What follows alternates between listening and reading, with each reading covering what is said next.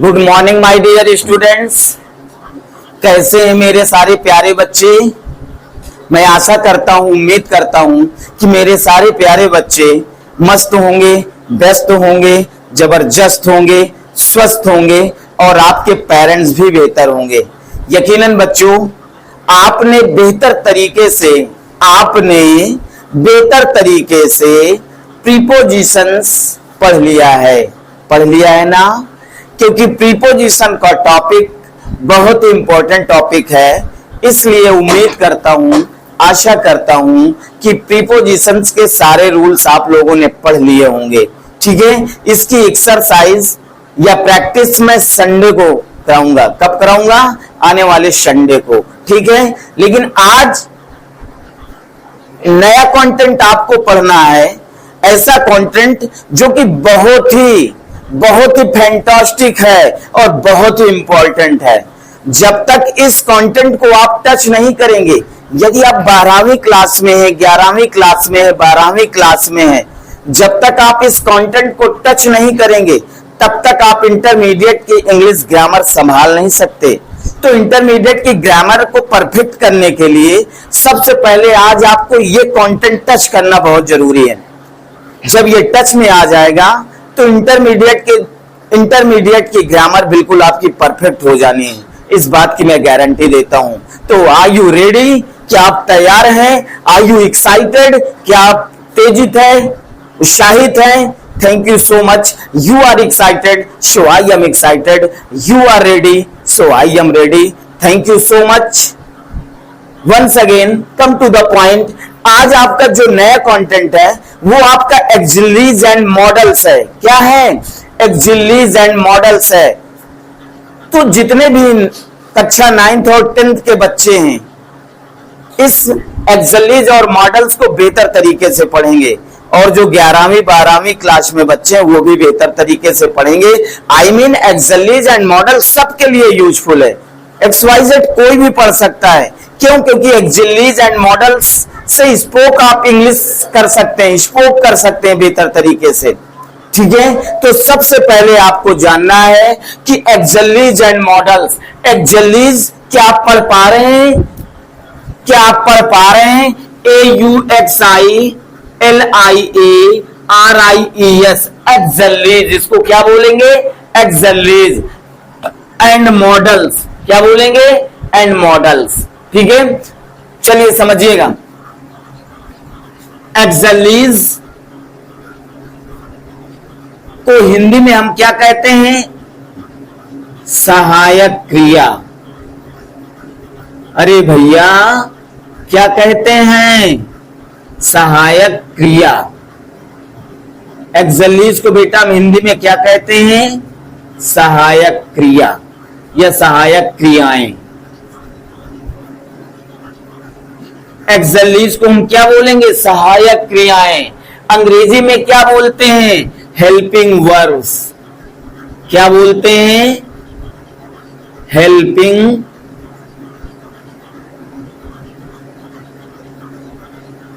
Verbs.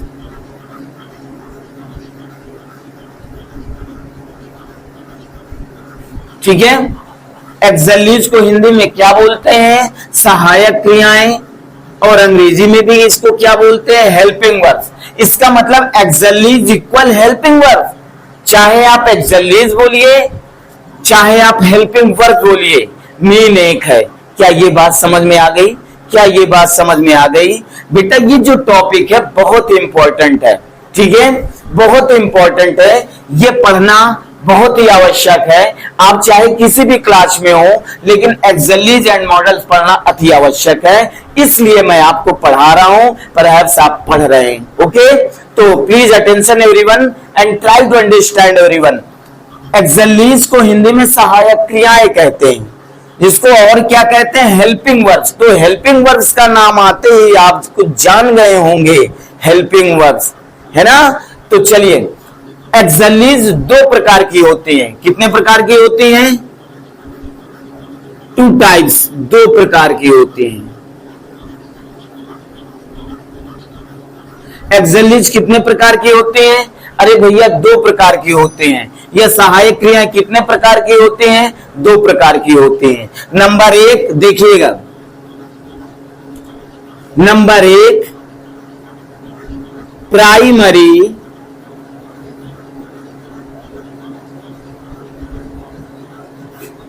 एक्सलेज,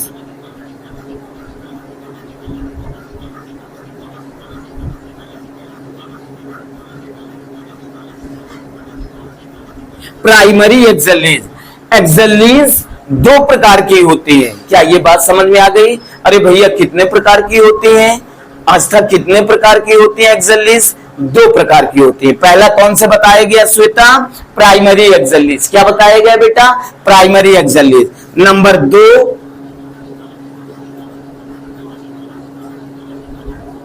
MODALS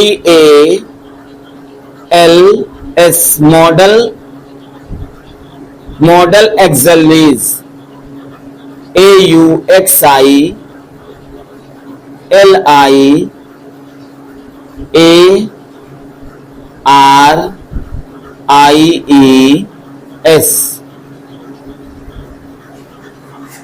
एक्सलेज 2 प्रकार की होती हैं, primary auxiliaries. Number 2 modal auxiliaries. क्या बोला जाता है? मॉडल एक्सलेज।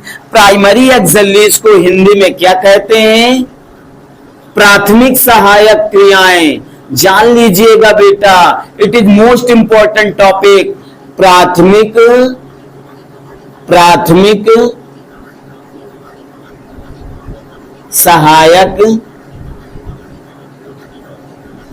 सहायक क्रियाएं।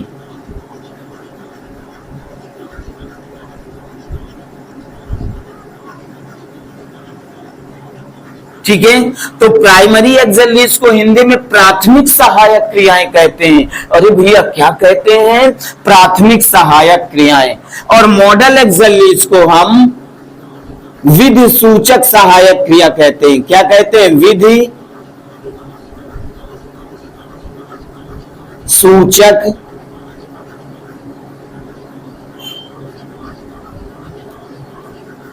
सहायक क्रियाएं।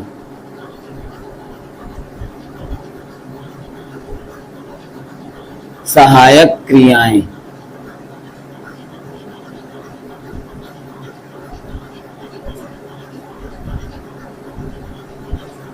ठीक है, प्राइमरी एक्सलेज को प्राथमिक सहायक क्रियाएं और मॉडल एक्सलेज को विधि सूचक सहायक क्रियाएं कहते हैं।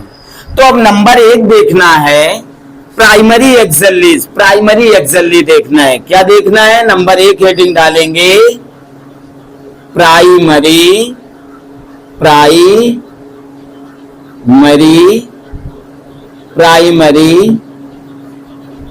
एक्सलेरी, AUXILIARY।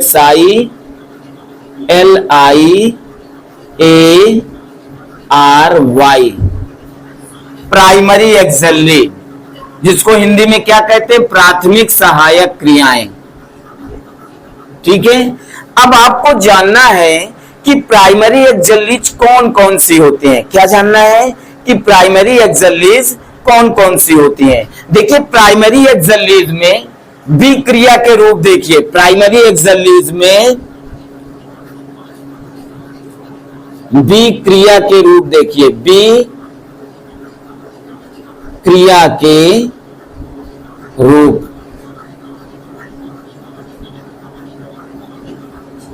अब बी क्रिया के अंतर्गत कौन कौन सी आ जाती है प्राइमरी एक्सलेज? अरे भैया जैसे आपका इज है, क्या है? इज है, एम है, आर है, वाज है और वर है। ये आपके बी क्रिया के रूप होते हैं। तो प्राइमरी एक्सलेज कौन कौन सी होती है? पहले इज, एम, आर, वाज, वर। क्या होती है? इज, एम, आर, वाज, वर। क्या बात समझ में आ गई? मेरे सारे बोल्ड स्टूडेंट समझ गए इस बात को कि प्राइमरी एक्सलेज के अंतर्गत बी क्रिया के रूप कौन से होते हैं? कभी बी लिखा रहे तो बी का तात्पर्य ये होता है, इसके अंतर्गत इज, एम, आर, वाज, वर आता है। क्या आता है? इज, एम, आर, वाज, वर आता है। क्या क्लियर हुआ? क्या ये बात क्लियर हुई? Very good. अब आपको देखना है डू क्रिया के रूप। क्या देखना है? डू क्रिया के रूप। डू क्रिया के रूप। अरे भैया, जिस सहायक क्रिया के साथ डी लगा रहे वो डू क्रिया के रूप में आएगा, डू के अंतर्गत आएगा। जैसे पहला आपका डज, देखो डी आया है ना, डज, डू, देखिए डी और डू लगा है, did, D I D. Do क्रिया के रूप कौन कौन से? डज, डू और डिड। अरे जिस हेल्पिंग वर्ब के साथ डी लगा हो वो डू क्रिया के रूप हो जाएंगे। क्या ये बात समझ में आ गई? अब हैव क्रिया के रूप देखिए सभी लोग, प्लीज अटेंशन एवरीवन। हैव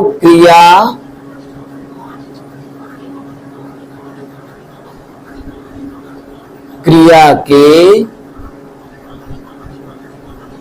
रूप। अब हैव क्रिया के रूप, अरे जिस हेल्पिंग वर्ब के साथ एच लगा हो, एच, जैसे आपका हैज हो गया, देखो एच लगा हुआ है ना, तो ये हैव क्रिया के रूप है। एच हो गया, हैव हो गया, क्या हो गया बेटा? हैव हो गया। और आपका हैड हो गया, क्या हो गया? हैड हो गया। Has, have, had. ठीक है, तो ये आपके क्या हो गए? हैव क्रिया के रूप हो गए। अब मुझे एक बात बताइए, मेरे सारे बोल्ड स्टूडेंट्स बताएंगे, इज, एम, आर का प्रयोग कहां होता है? वाज, वर का प्रयोग कहां होता है? डू, डज का प्रयोग कहां होता है? डिड का प्रयोग कहां होता है? हैज का प्रयोग कहां होता है? हैव का प्रयोग कहां होता है? हैड का प्रयोग कहां होता है? क्या आप जानते हैं? क्या आप जानते हैं? जानते हैं, जानना है, आप जान चुके हैं। क्यों? क्योंकि मैंने आपको टेंस पढ़ाया था। टेंस जब आपको पढ़ाया गया था तो यही तो सारी क्रियाएं आ रही थी, हेल्पिंग वर्ब्स आ रही थी। प्रेजेंट इंडेफिनिट की, जैसे मैं पूछूं प्रेजेंट इंडेफिनिट टेंस की हेल्पिंग वर्ब डू या डज, तो डू या डज देखो प्रयोग जानते हो ना, कैसे और कहां क्यों किया जाता है, जानते हो। उसी प्रकार इज, एम, आर का प्रयोग कहां होता है? प्रेजेंट कांटी में होता है। तो ये तो मैं आपको पढ़ा चुका हूं, आप बेहतर तरीके से जानते हो। लेकिन हाँ बेटा, यदि ना जानते हो तो जहां पे मैं आपको फिर से एक बार बता रहा हूं कि मैंने क्रमबद्ध तरीके से ही ग्रामर पढ़ाना शुरू किया है। कोई भी पार्ट इधर उधर नहीं है, क्रमशः मैंने पार्ट 1 से पढ़ाना शुरू किया है। अल्फाबेट, वावेल, कॉन्सोनेंट से पढ़ाना शुरू किया है। पहले मैंने पार्ट्स ऑफ स्पीच पढ़ाया, इसके बाद मैंने टेंसेज पढ़ाए, टेंस पढ़ाया, इसके बाद मैंने पैसिव वॉइस पढ़ाया, टेंस के बाद कुछ इंपॉर्टेंट यूज पढ़ाया, उसके बाद पैसिव वॉइस पढ़ाया, पैसिव वॉइस के बाद प्रीपोजिशन पढ़ाया, प्रीपोजिशन के बाद ये टॉपिक चल रहा है एक्सरसाइज एंड मॉडल चल रहा है। इतने मैंने इंपॉर्टेंट टॉपिक पढ़ा दिए हैं। यदि आप चैनल में नए हो, नए स्टूडेंट हो या बोल्ड स्टूडेंट हो, तो बेटा पार्ट 1 से ही आप ओके इंग्लिश क्लासेस में पढ़िए। इस बात की गारंटी देता हूं कि आपकी इंग्लिश ग्रामर हमेशा के लिए परफेक्ट हो जाएगी और जीवन में कभी भी इंग्लिश ग्रामर में कभी जीवन में असफलता का मुंह नहीं देखना पड़ेगा। इस बात की मैं गारंटी देता हूं। ओके, तो आई होप आप मेरी बात को समझ गए होंगे। Very good, that is wonderful. तो क्या ये जो लेटेस्ट में बता रहा हूं, क्या ये बात समझ में आ गई? क्या बात समझ में आ गई? एक बार फिर से मैं रिमाइंड कराता हूं, फिर से रिपीट करता हूं, कोई कठिन बात नहीं है, बस एक बार में ही सारी बातें समझ में आ जाएंगी। एक्सरसाइज एंड मॉडल्स, एक्सरसाइज को हिंदी में सहायक क्रियाएं कहते हैं, जिसको और क्या कहते हैं अंग्रेजी में? Helping verbs. तो चाहे एक्सरसाइज बोलो चाहे हेल्पिंग वर्ब्स बोलो, बात समझ में आई? और हेल्पिंग वर्ब या एक्सरसाइज कितने प्रकार के होती है? 2 टाइप्स, 2 प्रकार के होते हैं। कौन कौन से? Primary exercise, number 2 model exercise.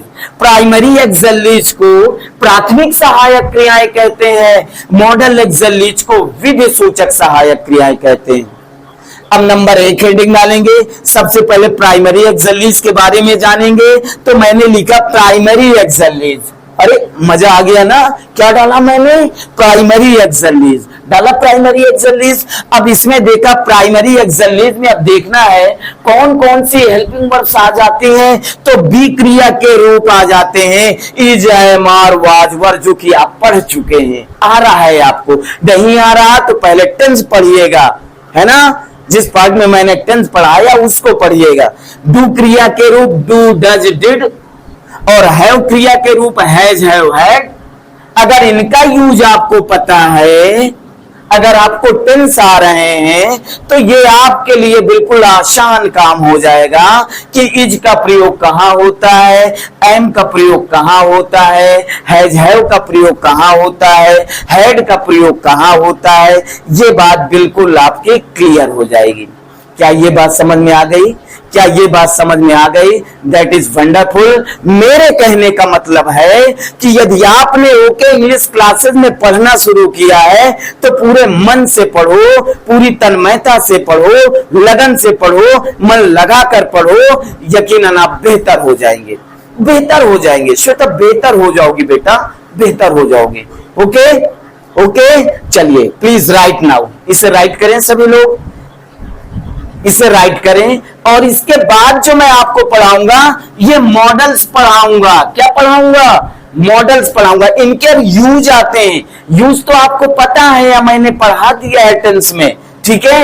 यदि आपने नहीं पढ़ा तो जहां पे जिस पार्ट में मैंने टेंस पढ़ाया टेंस पढ़िएगा तो आपको ये यूज पता हो जाएंगे। Okay okay, very good. Please right now बेहतर तरीके से।